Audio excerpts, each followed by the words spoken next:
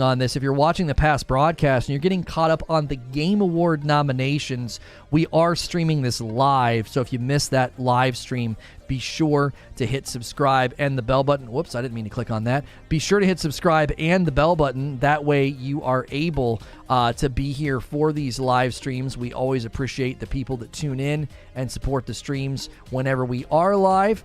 And we did a God of War Ragnarok review first impressions with no spoilers. We did that this morning. If you missed that past broadcast, go check that one out. I'm going to end that broadcast and bring everybody over. We actually started discussing whether or not God of War would get Game of the Year. So we're about to find out if it even got nominated. I'm going to end the previous stream and bring everybody over from that stream. That was a good little stream back after tons of gameplay. And the gameplay obviously drove people away because they didn't want spoilers. But you can watch my God of War Ragnarok gameplay review and not have to worry about spoilers. As a reminder to all members, make sure that you are on a full membership and not a base membership. You need to go to the membership tab. On mobile, you go to your own profile up in the corner and go to channels and memberships. And then on the desktop, just go to the membership page on my channel and upgrade to full. It's $1 more. It's $6 a month instead of $5. Can't help but notice that the Game Award thinks Ragnarok will win Game of the Year. They use the background of Boy shooting the eclipse from the trailer for their artwork. Where? What are you talking about? Did they do that? Are you making a joke about this thumbnail, or is there something else like on Twitter or something? Yeah, this will go live in 8 minutes. It's probably going to have like a countdown, so if you're watching the past broadcast, you can skip ahead. If you guys came over from the redirect and you've already pressed the like button, thank you so much for doing that. I need everybody else to hit like if you haven't yet. Thank you so much for doing that, those of you who have. God of War is a more well-rounded game and fantastic, but I think I liked Elden Ring slightly more. Yeah, I think Game of the Year. I think Game of the Year is going to go to. I think it's going to Ragnarok. Personally, how do you see who liked something in a text? Like I got 3 likes. I'm in a group text. I hate how you can't see what people have done. Hope you and the fam are good. What's good, Hellfire? You think Kirby will get nominated? In categories it might. Yeah. Missed my resub. Oh, did I miss your resub, Def Side? Hang on a second. I don't see it in chat. Did you do it on the previous one? On the previous stream? I'm joking, but look at the sun behind the statue. Looks right from the trailer. Sun behind the statue. I'm not sure what you're looking at. All I see is Keighley and a bunch of lights. Are you talking about something else? Like on their Twitter header or something? It shows up to the message that they liked. Click the icon next to the text. Yeah, I click it and it's just letting me leave a reaction. Oh, up at the top. Okay, now I see it. It's up at the top. Like old man boomer trying to use a dadgum phone. I'm in a group message and like 3 or 4 people hit heart on my message. And then I was like, okay, cool. I can't see who did. You have to like click on it and then it's at the top. Got it. I wonder who the big contenders will be. Yeah, I don't know. We're going to find out. I'm really excited for this, actually. Sadly, I'm going to be in Florida when the Game Awards happens. We're not going to be able to actually co-stream it. We booked at a time that I thought was going to be a safe time to book, and sadly, it didn't line up. Oh, that one. I mean, I don't. Yeah, it kind of does look like it's right out of the trailer a little bit. It kind of does. Little teeny bit. I would say that the Game Awards, are going to be. They're probably going to be big viewership this year. If you're just tuning in, we're going to be co-streaming the Game Award nomination announcements. We've already had a lot of debate about whether or not God of War Ragnarok Game of the Year happens. Or is it going to go Elden Ring Game of the Year? That's been the big debate. That has been hotly debated. Doesn't matter, Lono, you deserve a break. Well, I appreciate that.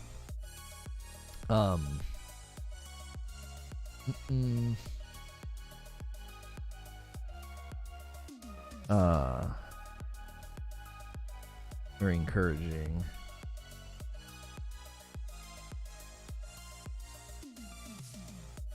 Horizon Forbidden West and Colt won't be there. You don't think those will get nominated? Excited for Control 2 was announced. Wait, Control 2 got announced? When? I thought they were doing like a Control multiplayer game.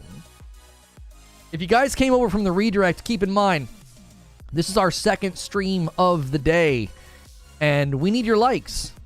Those likes actually help. And when a bunch of you come over and you're like heavily lurking and forgetting to like, we kind of have to hit you over the head with the newspaper a little bit to get you to do it. If Stray is nominated, I'm calling shenanigans. Oh, 2 days ago, they confirmed Control 2. Yeah, I didn't see that. I was head down in God of War Ragnarok. My prediction for nominees are Plague Tale, Elden Ring, and Ragnarok. Oh, Game of the Year nominations? Well, obviously, Elden Ring and Ragnarok, I think, are guaranteed to be up there. Then I think it's Horizon Forbidden West. And I think Stray gets a nomination just as like an honorable mention because it kind of captivated the gaming world. And then I think Modern Warfare 2 will be nominated because of its campaign. That's what I think. That's what I think you're going to see for Game of the Year.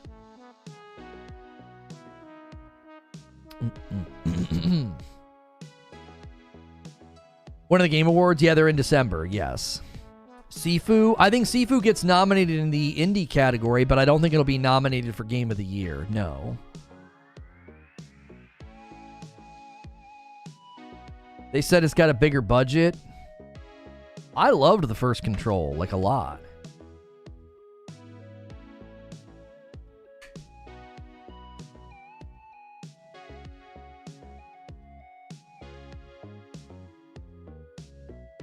It has 4 or 5 contenders. There's usually 4 or 5 Game of the Year nominations. Yes.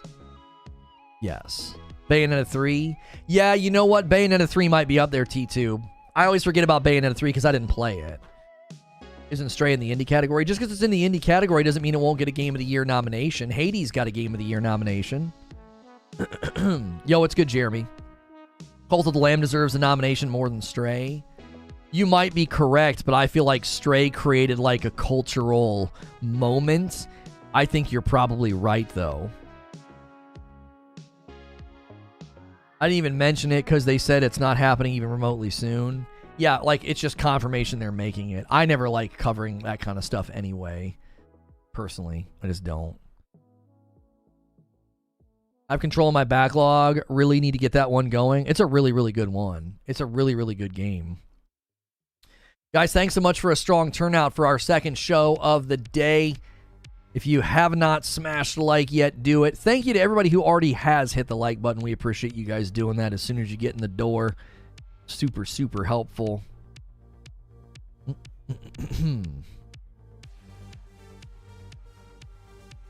Gotham Knights Game of the Year nomination incoming.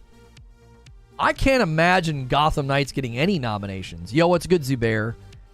Guys, it felt so weird streaming last week and not hanging out with y'all. Like, it was very weird. Like, I did my best to not let it affect me, like my mental health. But I was like, man, like, I miss hanging out with everybody. Like, it did. It affected me. I was like, I was really loving God of War, and we're going to play more today. But I definitely felt like, man, I miss hanging out with the homies, bro.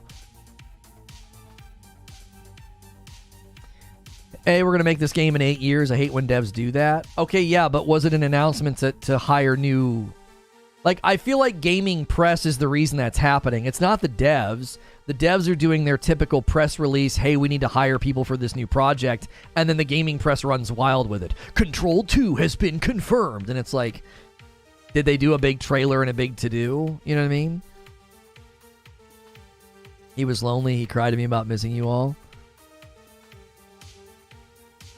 It was weird for me, too. Yeah. We definitely want to continue to get gameplay in a position on this channel to do well.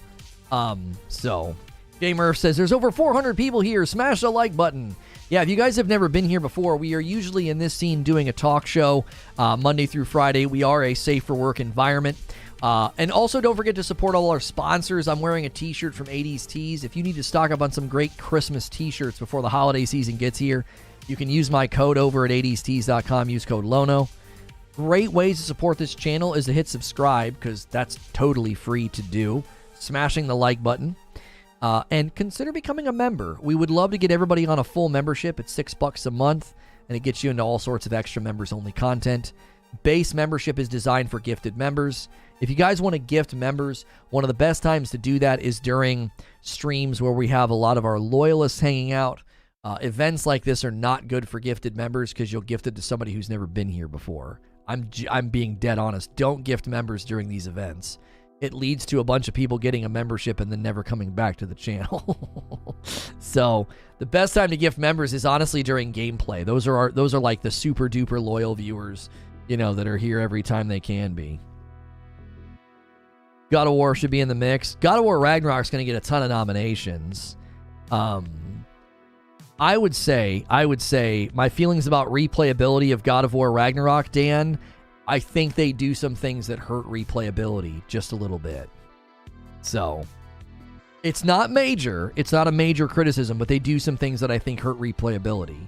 And it's a minor spoiler, but it's the times where you're not playing as Kratos. I think those are amazing for your first playthrough. I think on a second playthrough, you're going to want to skip some of it.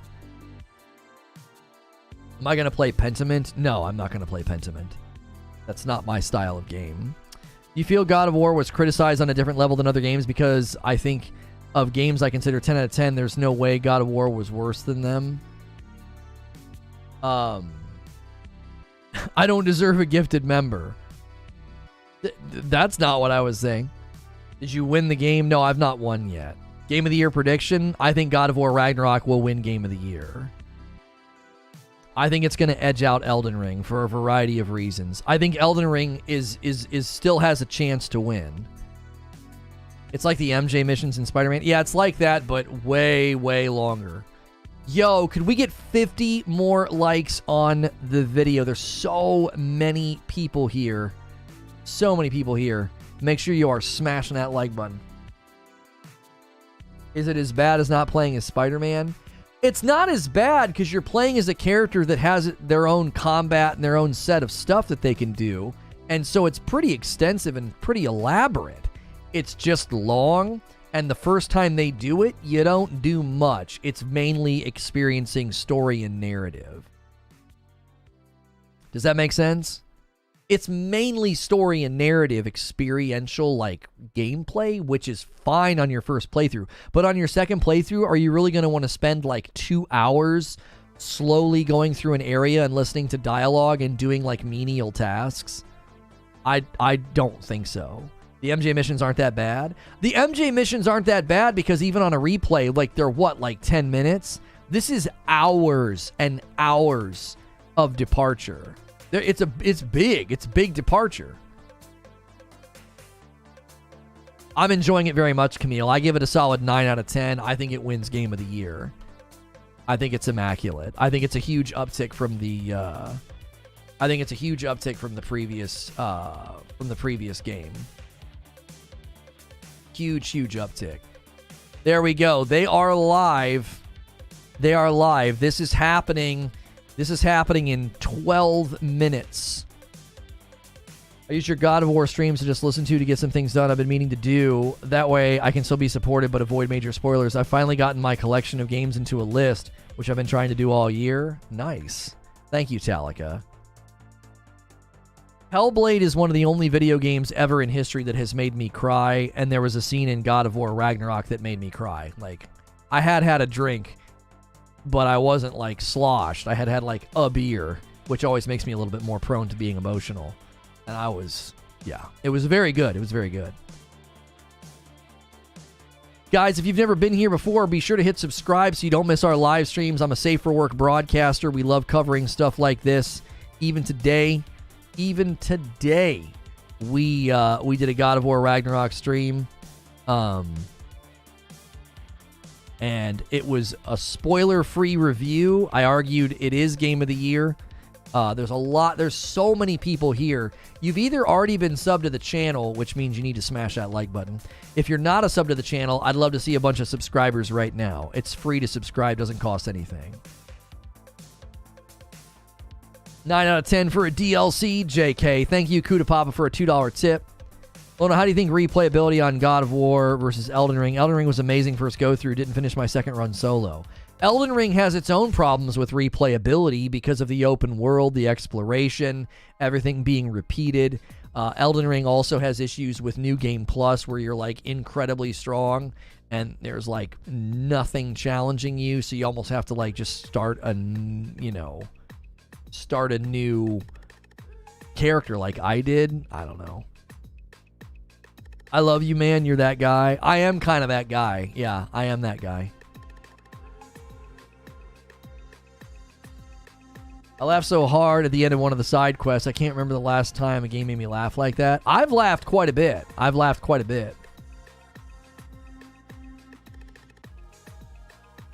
Better story than Last of Us 1 and God of War Ragnarok. Oh, a better story. Homie with $1.50 tip. Thank you so much. I'm not sure why people are still holding on to Elden Ring Game of the Year. The only thing the game really did was revolutionize open world gaming as we know it. No biggie. Elden Ring, Ragnarok, and Forbidden West. I'm not sure which one has more replayability. I think Forbidden West probably has the most streamlined replayability. I think Horizon Forbidden West does. Guys, could we get 13 more likes on the video?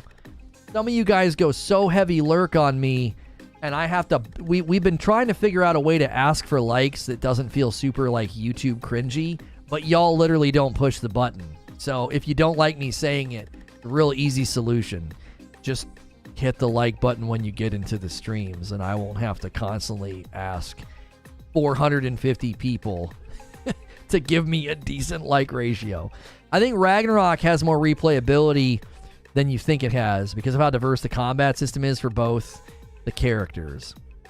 How can Ragnarok win Game of the Year when not every gamer can play it? I don't know. Ask that about God of War 2018 when it won. Ask that about The Last of Us Part 2 when it won. That's not a determination of Game of the Year. No, I've not finished God of War. No, we'll be doing another gameplay stream today. God of War can't win. It hasn't had enough time played.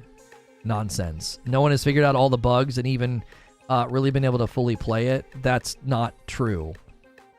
The gaming press had their hands on the game 2 entire weeks before the game came out. 1 week after they had their hands on it, they dropped the review embargo. A week later, the game came out. And then a week later, the nomination window closed.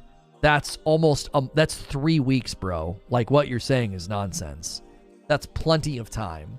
And why did people have to find all the bugs for a game to be nominated for Game of the Year? That's not even a factor. It should be who decides this. So why should a game's quality be not judged in a Game of the Year nomination running because it's on one platform? Can you argue why that's the case?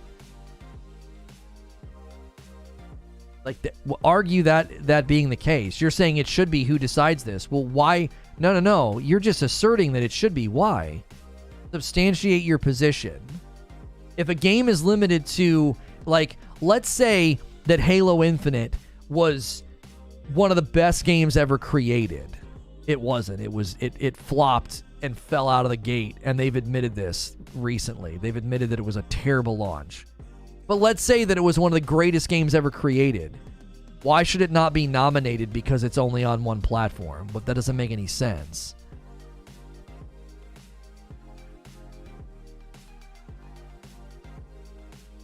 Yeah, Gravity, you don't have to keep spamming that. If a game that's a console exclusive can't win because not everyone can play it, then no mature or 18 rated games can win because not everyone can play it, right? Yeah, I don't understand. No time to find all the bugs. Bro, Elden Ring still has performance issues on console and it's 8 months after it released. I miss being here. God of War Ragnarok was bittersweet because I wanted your input, but I want to take my time. I get it, Jeremy. I 100% get it. The Game of the Year awards say public opinion makes up 10% of the vote. That 10% is going to be the deciding factor, says Fuzzy. Yeah, single platform games have won several times. You'd have to argue why that shouldn't be the case. Halo Infinite's on PC and Xbox. Yeah, but that's still only one console platform. Like, being on one platform shouldn't limit a game's ability to win an award. Everyone critiques Elden Ring at every angle and have had ample time to find every flaw. 3 weeks of God of War doesn't compare, really. A lot of Elden Ring issues were not found till later. That's completely and utterly false. Virtually all of the glaring performance problems and criticisms in Elden Ring were found in the first week. They were found on the launch date. What are you even talking about? It's not like 2 months later people were like, oh my gosh, there's a litany of problems with Elden Ring. The first night I played it, I had problems. A week later, we found more problems. I didn't find this extra reservoir of issues with Elden Ring a month later. I had issues with Elden Ring's second half of the game on my first playthrough. That's not months later. How do you upgrade or do a new membership? You go ! upgrade in the chat and then click on the link. Does game being multi-platform help a game's Game of the Year case, or does it have no effect? I think availability helps it in mind. Not much of a factor, although that's like a tiebreaker for me. No, because you could say that a game being single platform helps its quality be better. Developers have literally said this. They've said when we develop a game for one platform, it helps bandwidth, it helps quality go up, it helps innovation go up. They can try new things. They can try to do more things because they're developing for one platform. So you could look at it through two ends of the, there's two ends of the telescope. You could look through one end and be like, oh, it's only on one platform. Not as many people get to play it. The number of people getting to play a game is not the determination of its quality. It isn't. You can only watch Andor on Disney Plus. Does that limit the show's quality when you're rating it as a television show? Well, I can't watch it everywhere. I can't see it on every streaming platform, so not everybody can watch it. Therefore, that should hurt its rate. No, when you rate a TV show, you rate it on its writing, quality, pacing, acting, directing, cinematography, original score. Those are the things you're judging. You're not judging how many people could watch it or play it. That's superfluous to the discussion.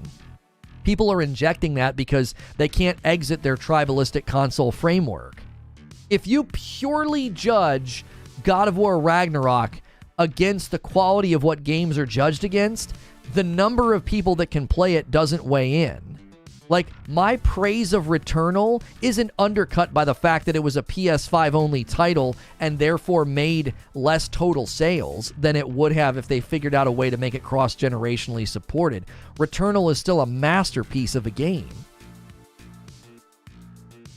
Do you see what I'm saying? Like, it's superfluous to the discussion. Keep working. Appreciate the content. Thank you, Jeremy, with the $2 tip.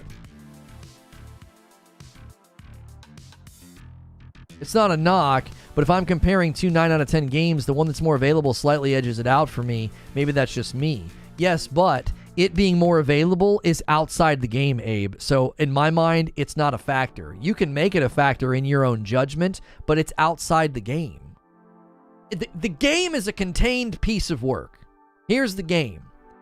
And you're saying, well, this external thing of where I can play it, I'm going to judge it based on that. That would be like me saying, oh, well, this game has haptic feedback, therefore it wins. Well, what the frick? That's kind of external to the game, is it? Well, it's not external to the game. It's sort of intrinsic to the immersive experience, but yeah, that's not a good example. I don't think the purpose of the awards is to measure, like, how many people got to play it. Or how many places can the game be downloaded? Wouldn't Game of the Year depend on how many people agree that it's the best? No. Who are judging these games here? What's the determining factor in the decision? There's like a board of people in the gaming press weigh in. Like, that's... No, it doesn't depend on how many people agree it's the best. Judging a Game of the Year or best movie or best album, if it was purely based on total sales, homie, like, think about what you're saying. Then it's a popularity contest at that point, not a quality judgment. You understand there's a difference between a popularity contest and a quality judgment. They're not the same. I can't buy German without importing and going through a long process. As such, certain models shouldn't be available to be awarded because I can't easily obtain them. It's like judging quality on console based on availability in stores. Right. By the way, guys, over 500 people here. We are discussing Game of the Game Award nominations. Do me a favor and smash the heck out of that like button. The show is getting ready to begin. Let me pause my music and let me bring theirs on. Hello, everybody. I'm Geoff Keighley, and on Thursday, December 8th, we are going to celebrate the best in video games and see what's next at the Game Awards, which streams live from the Microsoft Theater in Los Angeles. Yes, there will be new games to announce. The Game Awards Orchestra will return, and there are many other surprises in the works. But today, it's all about revealing the nominees across more than 30 categories, including, of course, Game of the Year, as selected by our global jury of more than 100 media outlets. Remember, you can help select the winners by voting at thegameawards.com and on our Game Awards Discord server. Who's in the running? Well, it's my honor to announce this year's distinguished nominees. For Best Performance, the nominees for 2022 are Ashley Birch, Horizon Forbidden West; Charlotte McBurney, A Plague Tale Requiem; Christopher Judge, God of War Ragnarok; Man Engage, Immortality; and Sonny Suljic, God of War Ragnarok.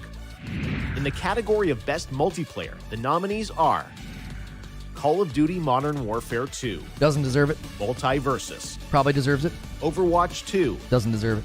Splatoon 3. Deserves it. And Teenage Mutant Ninja Turtles Shredder's Revenge. Let's For go to Best multiverses. Ongoing Game, the nominees are Apex Legends, Destiny 2, Final Fantasy XIV, That'll win. Fortnite, and Genshin Impact. Final Fantasy will The win. nominees for Best Art Direction are Elden Ring, God of War Ragnarok, Horizon Forbidden West, Scorn, and Stray. For Best Ragnarok. Score and Music, the nominees are Olivier Derivière, A Plague Tale Requiem; Susaka Sato, Elden Ring; That'll win. Bear McCreary, God of War Ragnarok; Two Feathers, Metal Hellsinger; and Yasunori Mitsuda, Xenoblade Chronicles 3. The Best Audio Design nominees are Call of Duty wins. Call of Duty Modern Warfare 2, Elden Ring, God of War Ragnarok, Gran Turismo 7, and Horizon Forbidden West. Innovation and accessibility recognizes games that are making our industry available and enjoyable to more people. Selected by a special committee of accessibility experts, the nominees are As Dusk Falls, God of War Ragnarok, Return to Monkey Island, The Last of Us Part 1, and The Quarry. For Best Narrative, the nominees are A Plague Tale Requiem, Elden Ring, God of War Ragnarok, Horizon Forbidden West, and Immortality. Ragnarok. Games for Impact recognizes a thought-provoking game with a profound pro-social meaning. The nominees this year are A Memoir Blue, As Dusk Falls, Citizen Sleeper, Endling, Extinction is Forever, Hindsight, and I Was a Teenage Exocolonist. For Best Independent Game, the nominees are Cult of the Lamb, Neon White, Sifu, Stray, and Tunic. For Best Mobile That's Game, a tough the nominees category. are Apex Legends Mobile, That indie category is so tough.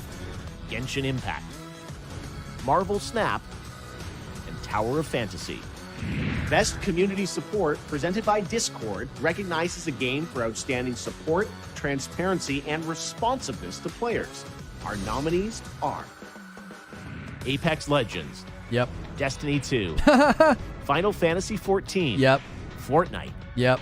and No Man's Sky. Yes. Okay, now it's time for one of my favorite categories, Best Debut Indie Game, which recognizes a development team that made its first game in 2022. Tough category. Really, they hit it out of the park. Really tough category. Nominees are This is going to be so tough. Neon White, Norco, Stray, Tunic, and Vampire Survivors. Tunic will win that. For Best VR AR Game, 'Cause the one guy nominees made it. are After the Fall, Among Us VR, Bone Lab, Moss Book 2, and Red Matter 2. For Content Creator of the Year, the nominees are Carl Jacob, Who? Ludwig, Okay. Nebellion, Okay. No Brew, and QT Cinderella. She'll win. The nominees for Best Action Game are Bayonetta 3, Modern Warfare 2, Neon White, Sifu, Teenage Mutant Ninja Turtles, Shredder's Revenge. The Best Action Adventure Game Oh, this is God of nominees War. are Yeah. A Plague Tale Requiem, God of War Ragnarok, It'll win. Horizon Forbidden West, Sorry, Horizon. Stray, Sorry, Stray. and Tunic. Sorry, Tunic. For Best RPG, the jury selected Elden Ring, Live Alive, Pokemon Legends Arceus, Triangle Strategy, and Xenoblade Chronicles That's 3. tough. The Xenoblade Best Fighting Game nominees and are Elden Ring DNF and Duel, Pokemon. JoJo's Bizarre Adventure, The King of Fighters 15, Multiversus, and Sifu. What's the most anticipated upcoming game? Remember, these have to be games that are Hellblade 2. officially announced. The nominees are Hellblade 2. Final Fantasy 16, Okay, that'll probably win. Hogwarts Legacy, Oh, my. Resident Evil 4, Oh, my gosh. Starfield, No. and The Legend of Zelda Tears of the Kingdom. Where's This year, Hellblade there's 2, a new Jeff? category at TGA. Best Adaptation, which recognizes excellence in authentically creating shows, movies, Sorry. and other creative endeavors based on video game worlds and characters. Here are our first ever nominees for Best Adaptation. Arcane, League of Legends, Cyberpunk Edge Runners, The Cuphead Show, Sonic the Hedgehog 2, and Uncharted. Next up, Best Family Game. The nominees are Kirby and the Forgotten Land, Lego Star Wars The Skywalker Saga, Mario and Rabbids Sparks of Hope, Nintendo Switch Sports, and Splatoon 3. The Best Sim Strategy nominees are Dune Spice Wars, Mario and Rabbids Sparks of Hope, Total War Warhammer 3, 2 Point Campus, and Victoria 3. That family category This is year, tough. These 5 games are nominated for Best Sports Racing, F1 22, FIFA 23, NBA 2K 23, Gran Turismo 7, and Ollie Ollie World. Pick Ollie Next up, Ollie we're World. looking Doesn't at have a number in its five name. Esports categories, starting with Best Esports Game. And the nominees are Counter-Strike Global Offensive, Dota 2, League of Legends, Rocket League, and Valorant. Your Best Esports Athlete Nothing nominees new are other than Valorant. Juvie, Faker, Kerrigan, Simple, and Yay. Here are the 5 nominees for Best Esports Team: Dark Zero Esports, FaZe Clan, Gen G, LA Thieves, and Loud. Give it to Dark Zero for having the best Esports Coach logo. Nominees are Blade, Bazooka, Doom Bros, Robin, and Score. The nominees for Best Esports Event are EVO, the League of Legends World Championship, PGL Major Antwerp, the MSI, and Valorant Champions. And now, our final 2 categories. For Best Game Direction, which recognizes outstanding creative vision and innovation in game direction and design, the nominees are Elden Ring, God of War Ragnarok, Horizon Forbidden West, Immortality, and Stray. Told you Stray was going to get an Finally, honorable on behalf mentions of up the there. jury comprised of more than 100 global media outlets, I am proud to announce the 6 games selected for outstanding creative and technical 6. excellence. The nominees for Game of the Year at the Game Awards are A Plague Tale Requiem from Asobo Studio and Focus I Entertainment. guess. Elden Ring by From Obviously. Software and Bandai Namco Entertainment. God of War Ragnarok from Sony Santa Monica and Sony Interactive Entertainment. Horizon Forbidden West from Guerrilla Games and Sony Interactive Entertainment. Stray from Blue 12 Told Studio you. and Annapurna Interactive. And Xenoblade Chronicles 3 from Monolith Soft and Nintendo. Okay, so Modern Warfare 2 didn't get one. I was wrong about that. Congratulations to Plague all Tale the got it nominees. instead. The winners will be revealed when the Game Awards streams on Thursday, December 8th. And you can help select who will take home the award. Head to thegameawards.com right now to vote, and also visit our Game Awards Discord server for voting. Stay tuned for many more details as we get ready for the biggest game awards yet. I can't wait, and it all streams live and free everywhere on Thursday, December 8th. I hope to see you then, and don't forget to vote.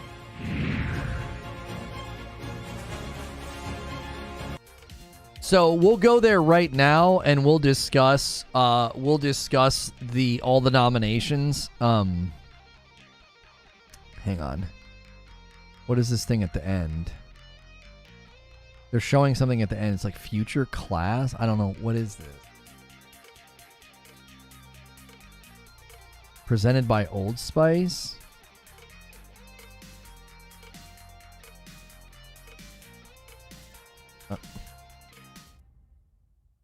Is this just who made everything? Okay. I don't know what the frick that was. All right, let me go to thegameawards.com and we'll go through all the nominations and discuss them and vote. Yeah, I was wrong about Modern Warfare 2. I thought Modern Warfare 2 was going to get a Game of the Year nomination. I thought the campaign was really strong. Plague Tale is up there instead, which I thought was interesting, right? Let's stick around for the discussion and the voting. Stick around for the voting, the discussion, and we are going to start it off right now. What happens if I, hang on, sign in to vote? Sign me up for your mailing list. Hang on. I think that's fine. Okay. All right. So obviously, first category here. We called all of these. You guys were saying Xenoblade 3. I said, yeah, you're probably right. I was saying that Stray was going to get an honorable mention. We knew that these three right here, Elden Ring, God of War, Ragnarok, we knew that those were going to be up there. Plague Tale is the one that kind of surprises me. I felt like if my bingo card would have been perfect if this would have been Modern Warfare 2. Because that's what I was thinking. Like, Modern Warfare 2's story was really, really, really good. So, I'm going to vote for Ragnarok. No doubt in my mind that it's going to win. I think it is Game of the Year. Next category is Game Direction. I'm going to go with Ragnarok because of the cinematics and the story and the dialogue. I think it surpasses Forbidden West. I don't think Elden Ring... I think the open world wasn't necessarily for... direction, because vision and innovation in game direction and design, I think Ragnarok does way more compared to the first game. I think you could make a very strong argument that Elden Ring deserves direction, even if it doesn't win Game of the Year. I actually think you could make a very strong argument that they did good game direction, design, and innovation, but I'm still going to go with Ragnarok here. Next category, Best Narrative. I don't know why Elden Ring's even up here. I think even fans of that game will admit that, the narrative is not the strong suit of... Yeah, our votes count for about 10%, yes. Elden Ring's narrative is not strong. You think Immortality is going to win narrative? Immortality is really creative. That is true. It's really creative in how they tell the story with all of the films and stuff. I agree that it might have a shot to win. We'll see.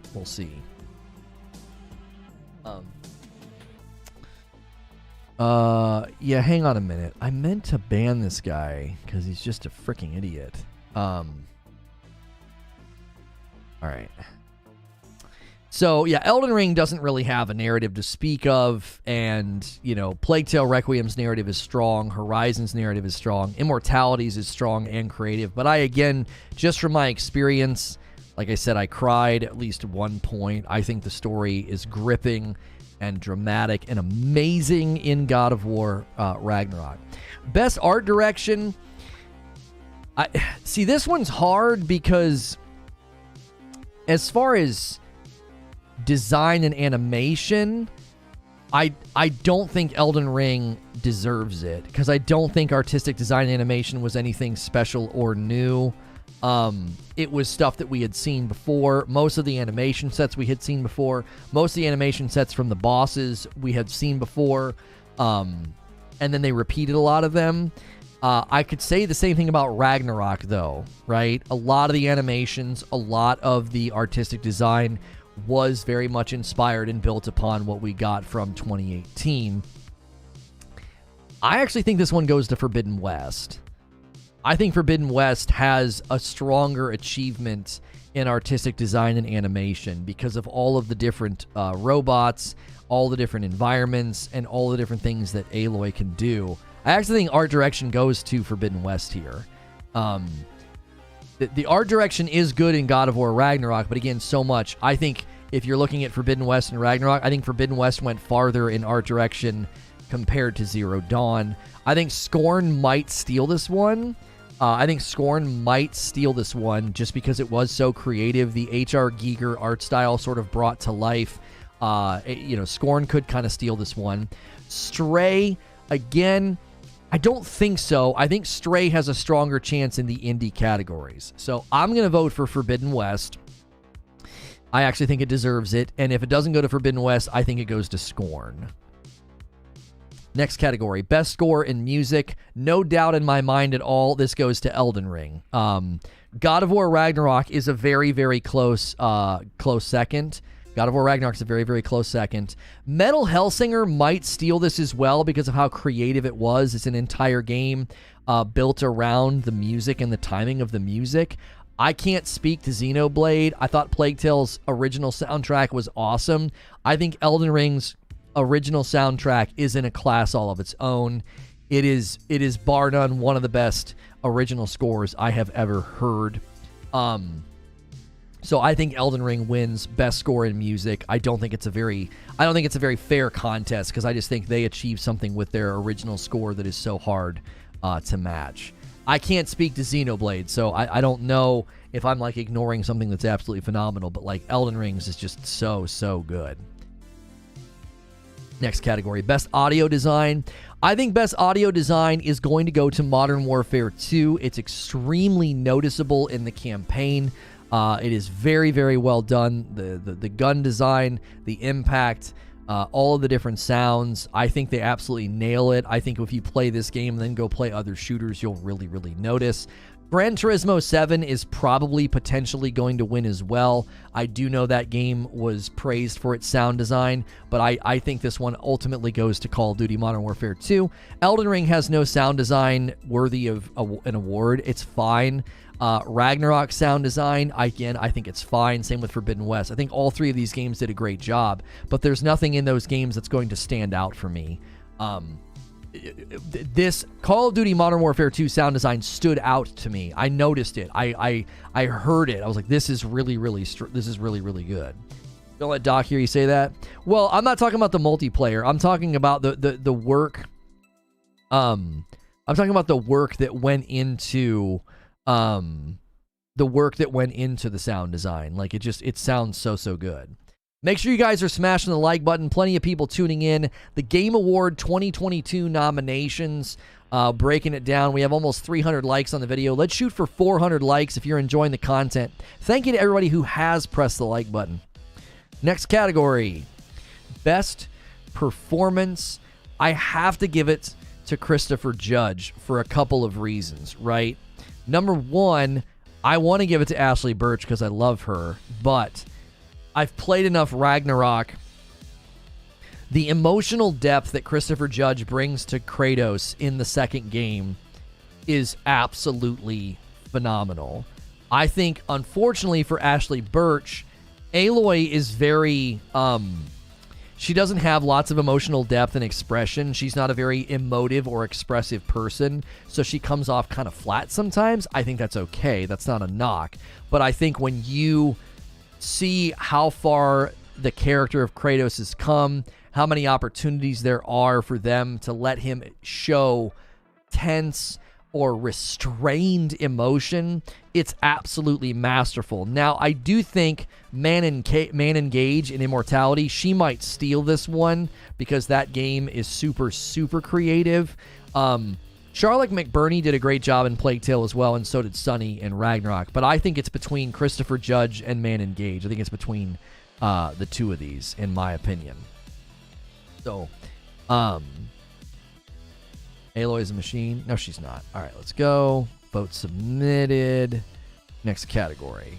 Games for Impact. I don't have any input here. I did play Endling, and I thought it was very good. So I'm literally going to vote for Endling because I thought it was a really, really great and creative way to show, like, environmental impact.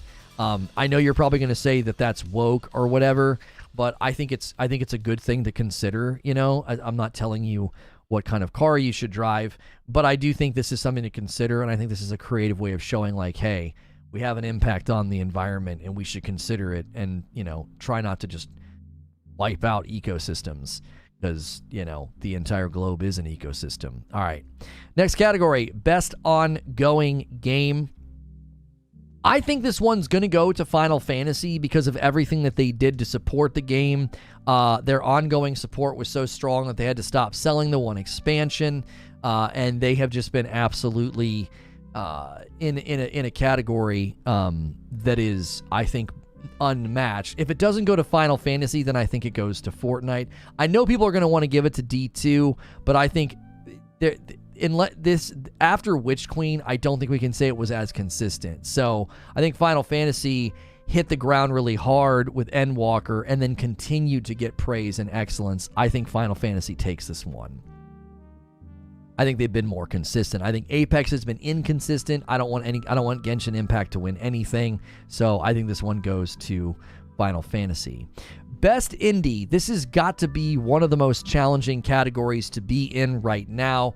Cult of the Lamb, Sifu, Stray, and Tunic are all absolutely immaculate. They are so creative and so well done. I think this is going to go to Cult of the Lamb. Okay, I think it was Stray. I think Stray was the leader, right? I think Stray was the leader.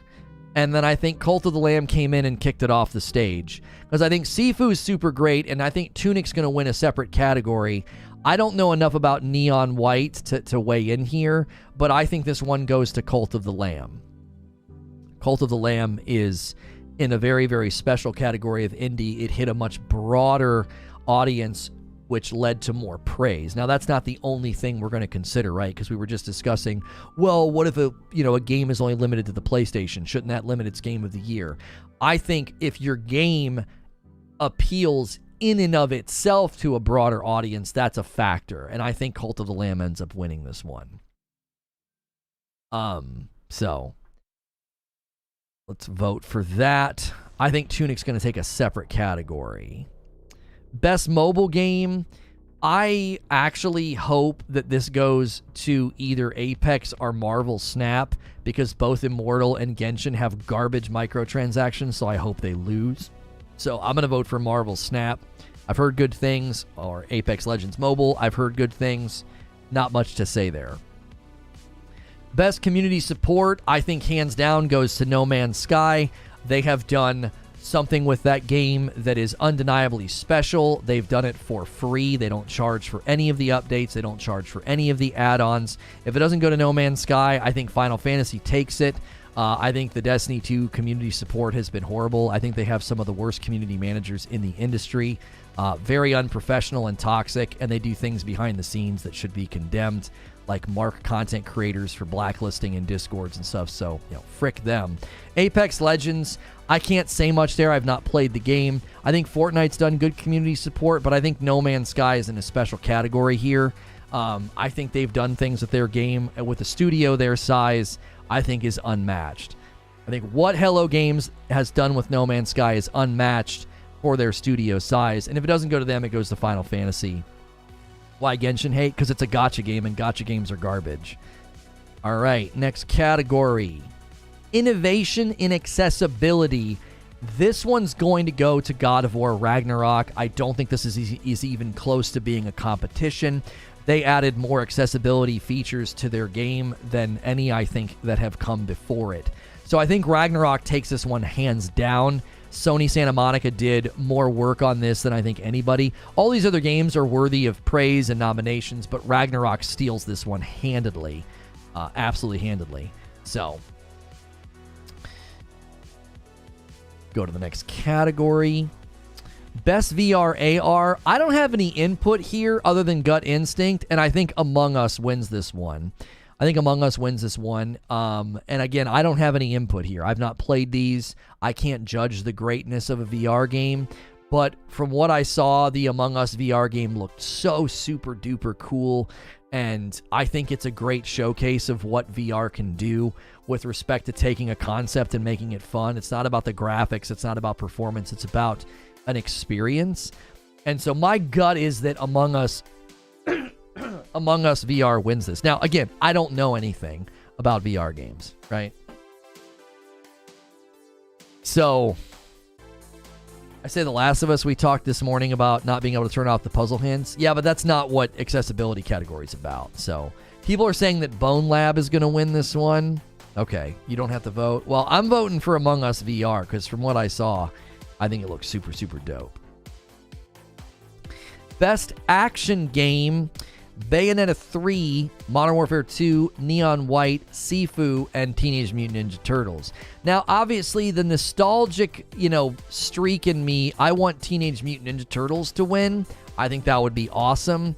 I think the campaign for Modern Warfare 2 will probably be why this wins Best Action Game, because it's saying that they're focusing primarily on combat, and I think the combat diversity in Modern Warfare 2 was so well done. There's so many different things that you get to experience, and it's so masterful. I think the combat in Teenage Mutant Ninja Turtles is a little predictable and repetitive. That's not a slam.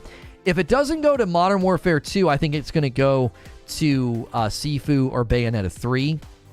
I don't know enough about Neon White to comment here, but I know Bayonetta 3 has been highly praised for its action and its combat. Sifu's action and combat was highly praised, and it was a very, very new and very innovative game. So Sifu may end up stealing this one, but I've played them both, and I thought Sifu's gameplay and combat had significant flaws, and so I'm going to vote for Modern Warfare 2. Modern Warfare 2 does have a lot of bugs that might make people not vote for it, though. My campaign experience was very different on my second playthrough because I had a lot of bugs that I didn't experience my first time through. Best Action Adventure is going to go to Ragnarok because I don't think these other categories, I think it's between God of War Ragnarok and Forbidden West. I don't think Plague Tale, Stray, or Tunic even come close to what you experience in these games because it's talking about combining combat with traversal and puzzle solving.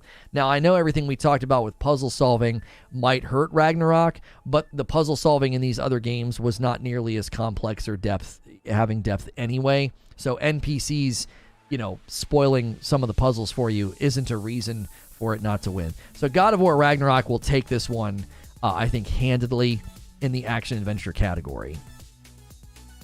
Next category, Best Role-Playing Game RPG. This is likely going to be a very close race between Elden Ring, Pokemon, and Xenoblade. I actually think rich player character customization and progression, including massively multiplayer experiences. Okay. This one's tough. I don't know enough about Pokemon and Xenoblade to comment, so I can't say. My gut tells me that Elden Ring takes this. I feel like Elden Ring takes this because of the build diversity. I do. I don't know enough about Pokemon and Xenoblade. But my gut instinct is that Elden Ring takes this category. That's my gut. Just the build diversity in Elden Ring is very, very good. Is very, very good. Heard Live Alive is excellent. Next category. Best fighting game. I think this is going to go to multiverses because I just think that this game tapped into something that was really hard to tap into, which is entering the Smash Brawler category and doing it really, really well. So I actually think you look awesome. Thanks, Mama. So yeah, I think this one's going to go to multiverses. Yeah, I think this one... I think it stepped into a very, very competitive landscape, and it just did a very good job and got nothing but praise.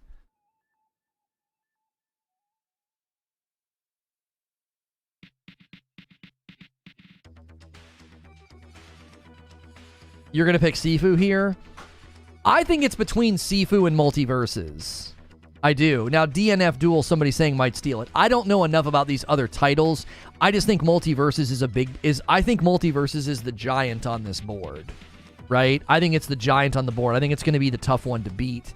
It just has really, really mass appeal, and I don't know. I think it landed and it really, really kind of shocked the world with how good it was. So, best family game. This is a really, really tough category, but Lego Star Wars is the I think undeniable front runner here. I actually think it's between Star Wars and Nintendo Switch Sports, to be quite honest with you. Now Splatoon is really popular and has gotten tons of praise, so Splatoon may take this one.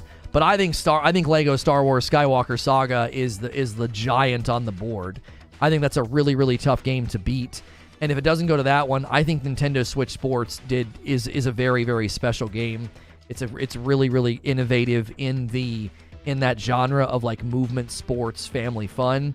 And Splatoon 3, I think because it's basically another Splatoon game, is probably going to hurt it, even though I know people love Splatoon and it's a hugely popular franchise. And I think Splatoon got lots of praise. I think it goes to Lego Star Wars. I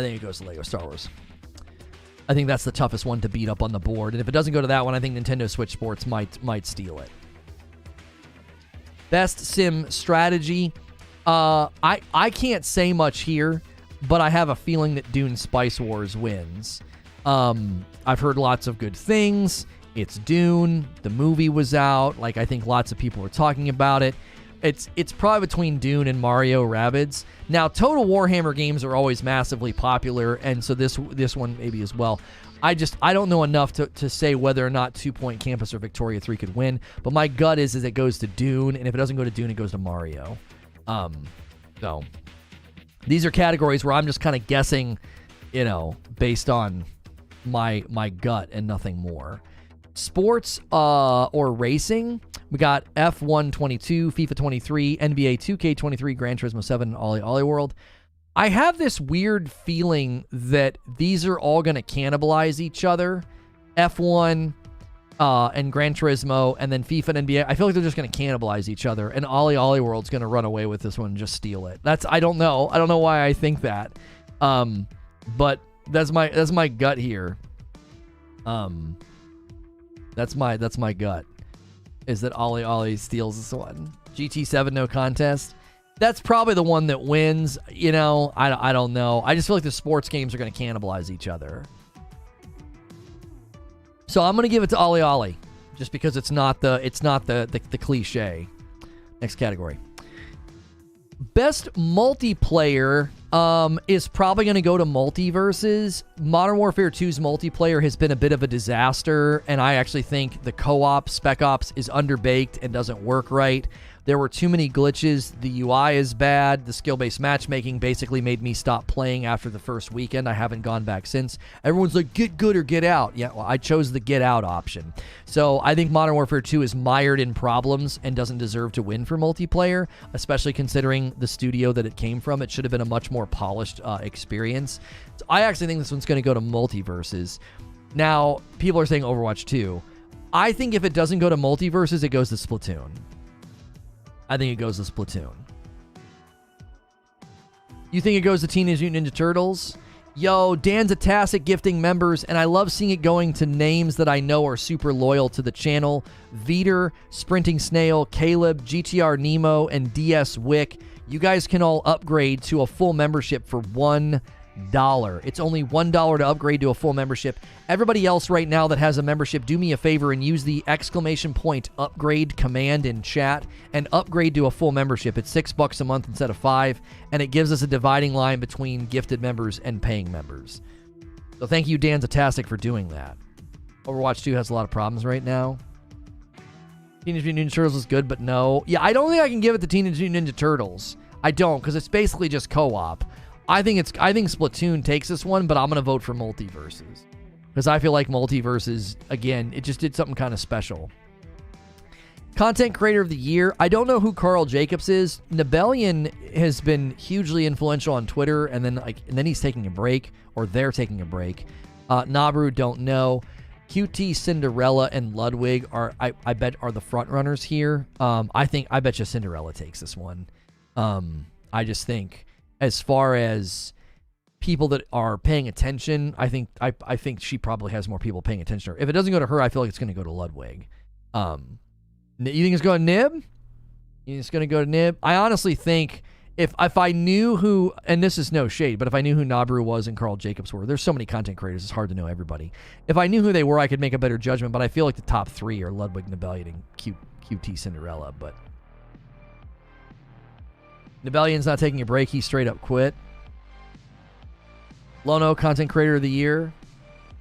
I mean, my knowledge of Ludwig and how much he's done on YouTube and how creative and innovative he's been, I bet you actually he wins.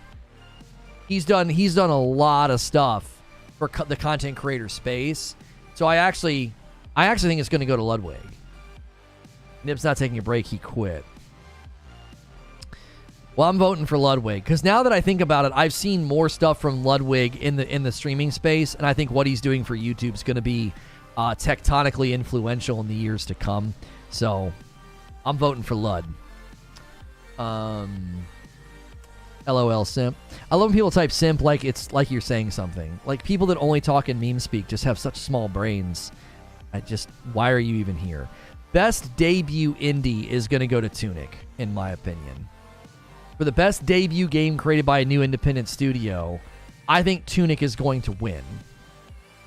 Because one guy built it. So I think Tunic wins this one. If it doesn't go to Tunic, then probably Stray. You know?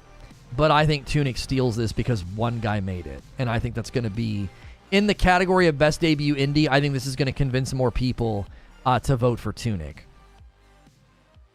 Best adaptation, recognizing outstanding creative work that faithfully and authentically adapts a video game to another entertainment medium.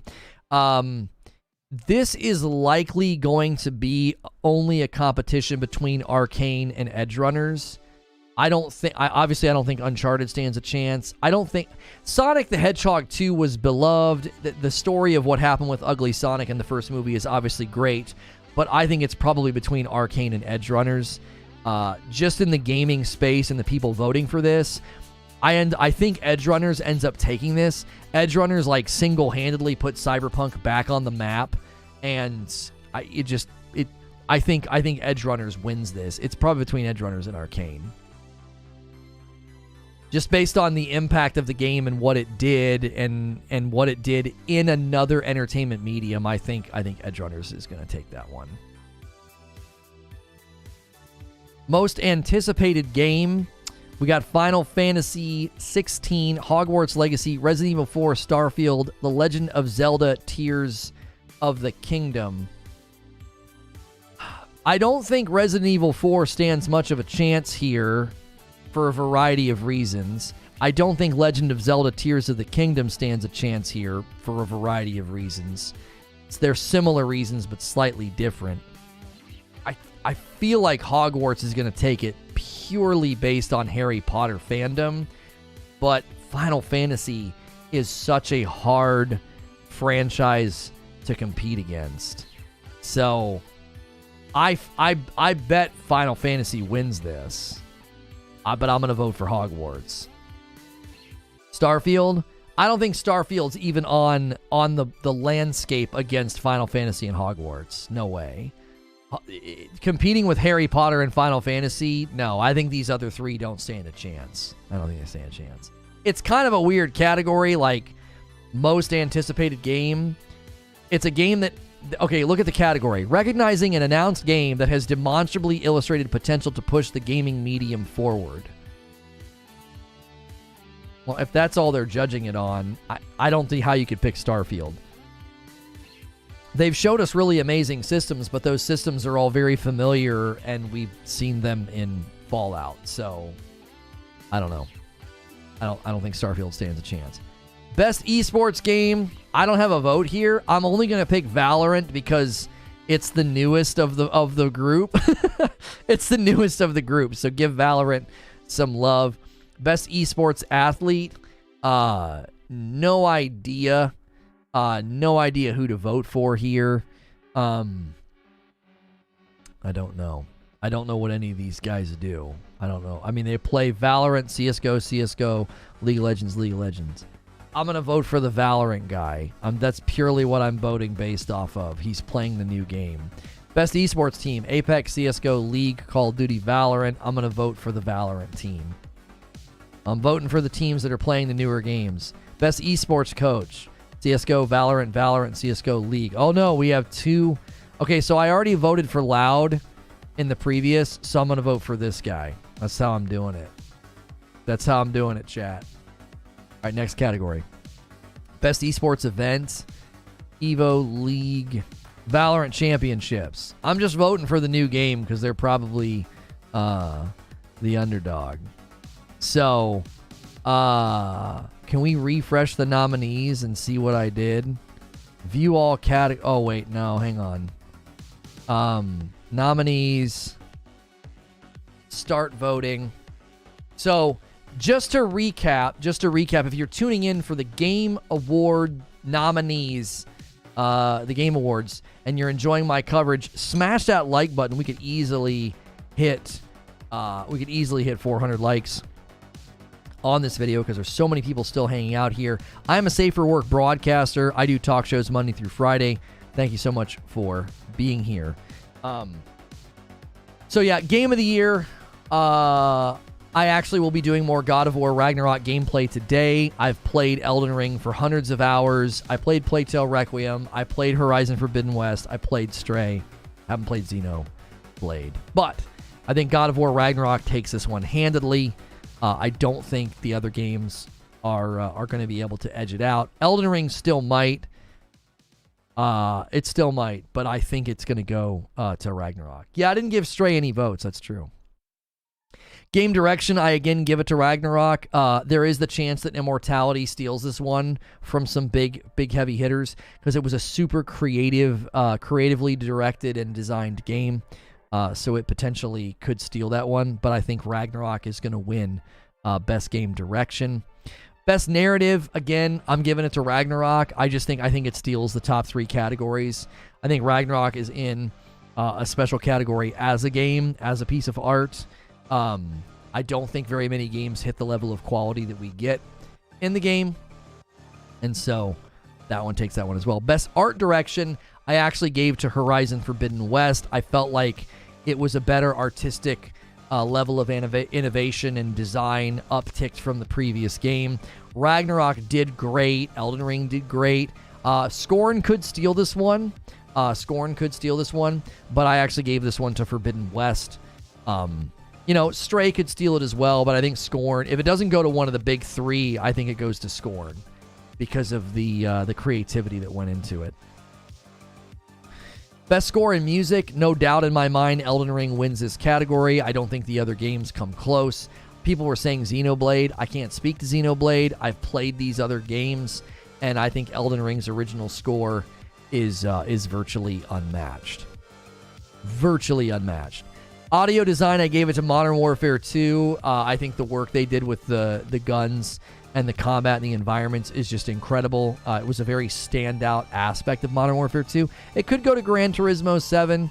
It could go to Ragnarok. I don't think Forbidden West and Elden Ring did anything with sound design that was bad, but I also don't think it did anything that is going to make you, like, give it an award either. So, I felt like the sound design in Modern Warfare 2 was noticeable. It was very, very strong. Best performance, I argued that Christopher Judge brings something to Kratos that was absent in the first game, so he expanded upon the character quite a bit with emotional depth, emotional restraint, just very, very well done. A lot more that he had to do with the character than he did in the first game. It wasn't quite the stoic, boy. It wasn't that the entire time. It could go to Man Engage. I think if it doesn't go to Christopher Judge, it'll probably go to Man Engage for Immortality. She was super creative in that, and that was a very difficult and different style of performance in a game. Games for Impact, I just voted for Endling because I had actually played it. I've not played these other games. Best ongoing game, I went for Final Fantasy. I think they'll win that one handedly for an ongoing game. Best indie, I think Cult of the Lamb takes this one. If it doesn't go to Cult of the Lamb, it's such a tough category, honestly. I don't think any of these, if they won, it wouldn't be like, oh, I can't believe they won. Do you know what I'm saying? If any of these wins, I don't think anybody will be like, oh, that's so shocking and so undeserved. All of these are fantastic indie titles. Neon White was nominated so many times. Neon White might actually take this one because it got nominated, I think, just as much, if not more, than Stray. Best mobile game, it's probably between Apex and Marvel Snap. I don't want to vote for Genshin or Diablo Immortal because of their monetization. Best community support, I gave it to No Man's Sky. It's their only nomination, and I think what they've done for their game ongoing is unmatched by any other game in the industry. Innovation, accessibility, God of War Ragnarok will win this without even breaking a sweat. They did far more for innovation and accessibility than any other category. Best VR, I don't play VR games, but I thought the Among Us VR looked cool, so I voted for it. Best action game, this one's tough. I think it's between Bayonetta and Modern Warfare 2, but I picked Modern Warfare 2 because I actually played that one.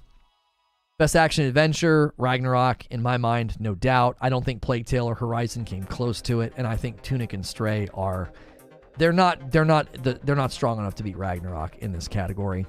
Best role playing, I think, goes to Elden Ring. If it doesn't go to Elden Ring, maybe Xenoblade or Pokemon, but I think Elden Ring with the build diversity wins.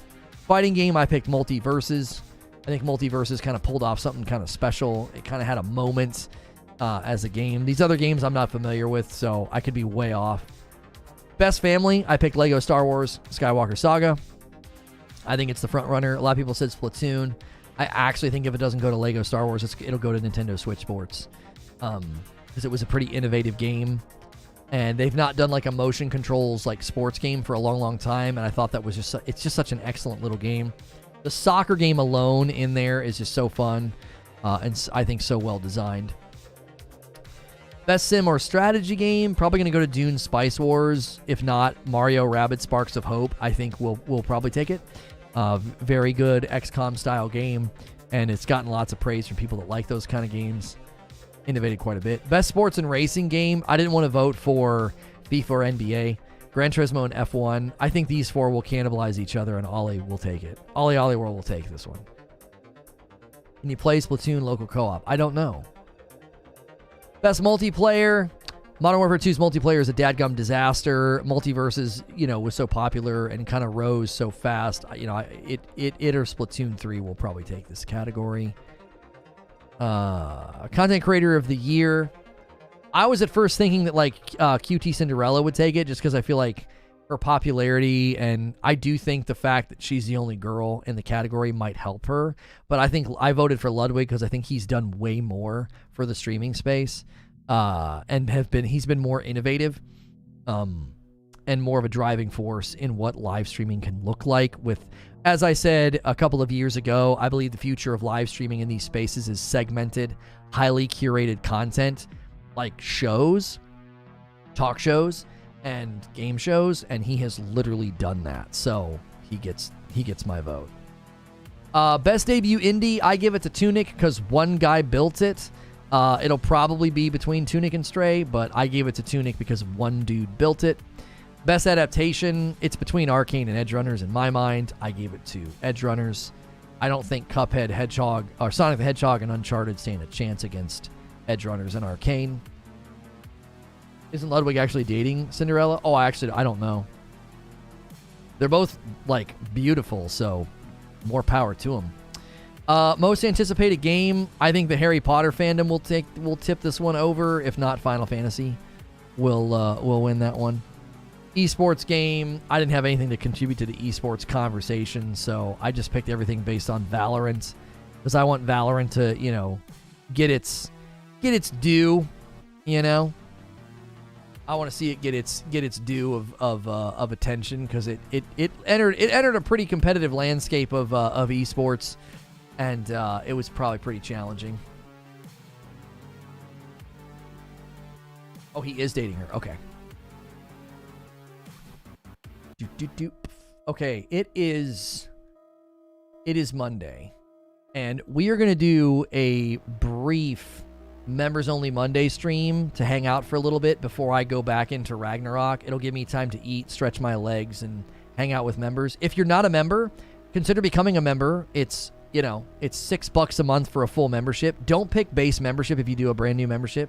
Please pick the $6 full membership. And if you guys gift a bunch of members right now, you can... Yeah, anybody can vote. I'm not voting because of some special thing. You just make an account and vote. If you guys want to gift members right now, as people leave, it's a good time to do that. Let me do this.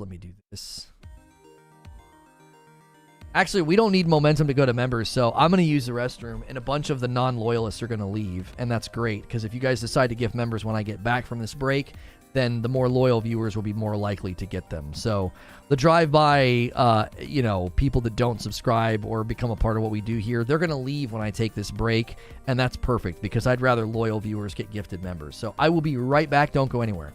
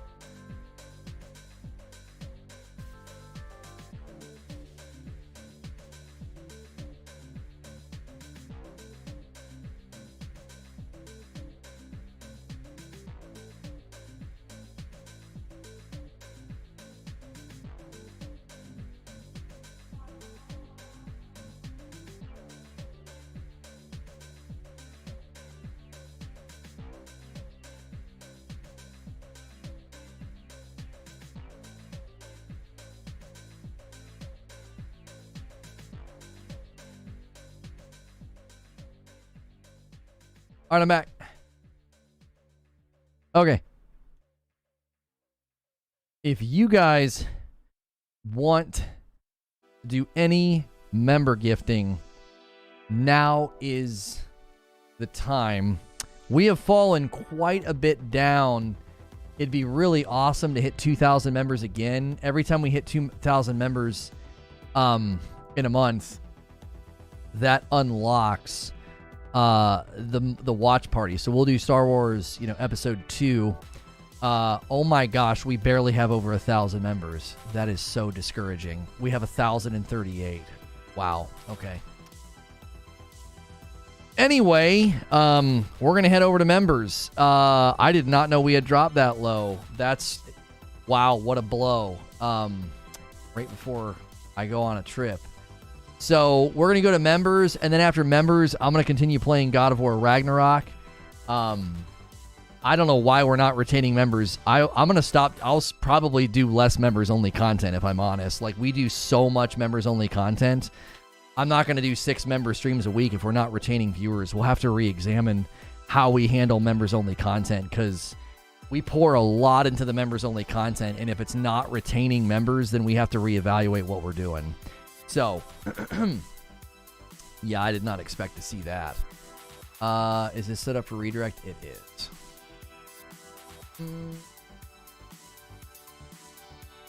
Hi, I'm new. Welcome, James. Thank you for being here. We're getting ready to head to members only, and I'm going to put a link in chat just in case. Yeah, Alex has a member badge, James, but I don't know why he says didn't ask but welcome. That doesn't represent the kind of community we have here. He probably got gifted a membership, or if he didn't and is paying for his own, he shouldn't act like a douchebag. Like, when someone comes in and says, hi, I'm new, didn't ask but welcome, like, why would you speak that way to a new person? Take your badge and give it to him. Is there any reason why I can't upgrade my membership? I have no idea, JB. I have no idea. The link in chat is us going to members only, though. How do I gift on mobile? You might not be able to. So you have to do it on a browser.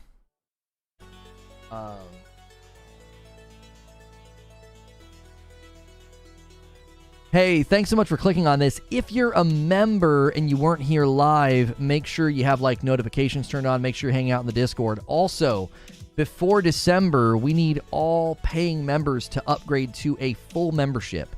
So you may go and look at your membership page and see that you're on a base membership for $5 a month. Full membership is $6 a month. VIP is $9.99. And so make sure you do that before December. On mobile, you click on your profile image up in the right-hand corner and go to channels and memberships, or payments and memberships, or something like that. And then on desktop, you just go to the memberships page. So on mobile, you're looking for purchases and memberships underneath your profile image. I'm going to end the previous stream and bring everybody over that is a member through redirect.